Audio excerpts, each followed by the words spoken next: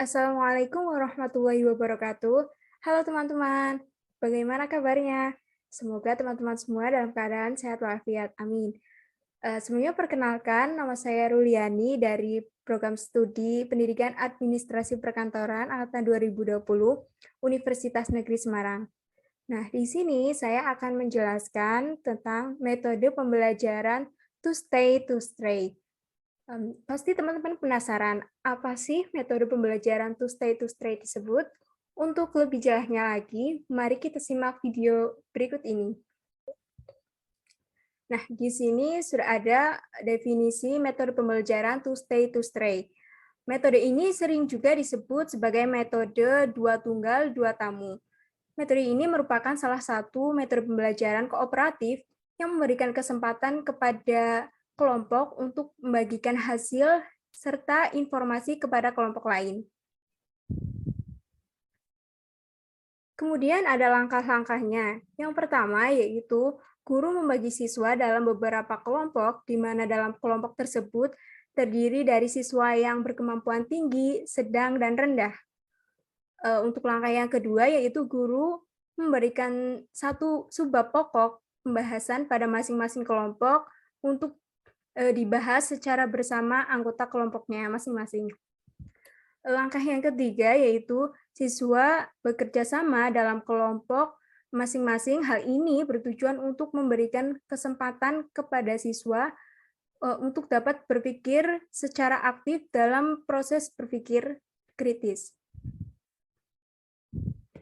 Langkah selanjutnya yaitu setelah selesai, dua orang dari masing-masing kelompok meninggalkan kelompoknya untuk bertemu kelompok lain. Langkah kelima, dua orang yang tinggal dalam kelompok bertugas untuk membagi hasil kerja dan informasi mereka kepada tamu dari kelompok lain. Kemudian, setelah selesai, tamu kembali ke kelompok mereka sendiri untuk melaporkan informasi yang didapatkan dari kelompok lain. Langkah yang ketujuh ialah kelompok membahas hasil kerja mereka dan informasi yang mereka dapatkan dari kelompok lain. Kemudian langkah yang terakhir atau ke-8 yaitu masing-masing kelompok mempresentasikan hasil kerja mereka dari informasi yang didapatkan. Nah, untuk implementasi secara nyata dari metode pembelajaran to stay to stray dapat disajikan secara animasi pada video berikut ini. Assalamualaikum warahmatullahi wabarakatuh. Selamat pagi anak-anak semua. Bagaimana kabarnya?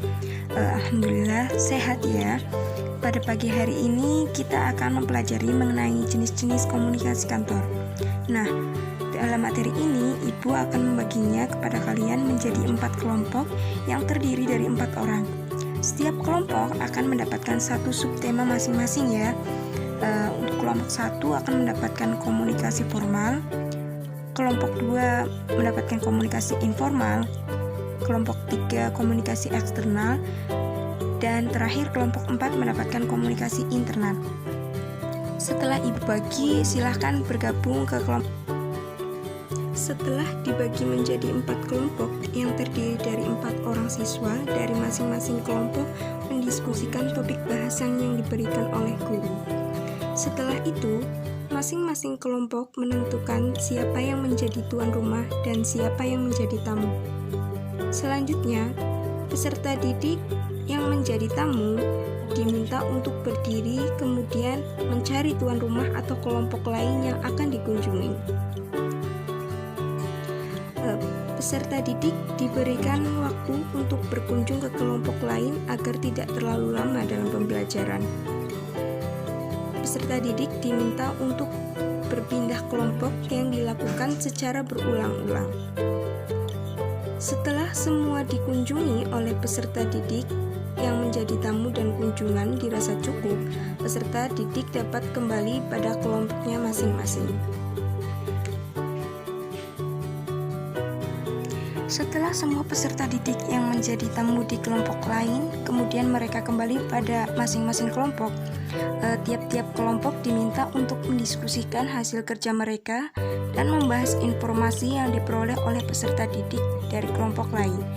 Kemudian peserta didik diminta untuk mempresentasikan hasil diskusi mengenai bahasan yang diberikan oleh guru.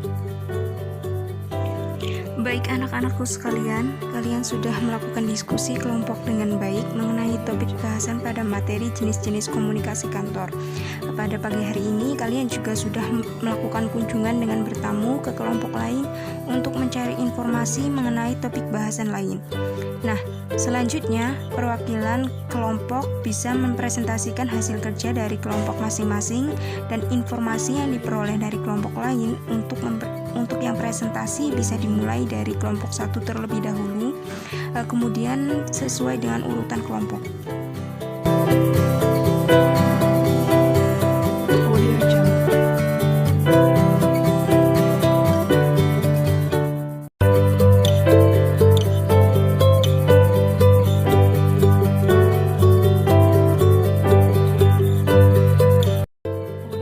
Baik anak-anakku sekalian, Ibu sangat apresiasi sekali pada presentasi masing-masing kelompok mengenai materi jenis-jenis komunikasi kantor. Ibu rasa sudah cukup pertemuan pada pagi hari ini. Terima kasih atas perhatian kalian. Tetap semangat belajarnya dan tetap jaga kesehatan.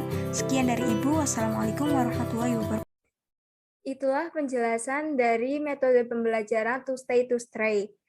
Semoga bermanfaat bagi teman-teman. Sekian dari saya, kurang lebihnya mohon maaf. Wassalamualaikum warahmatullahi wabarakatuh.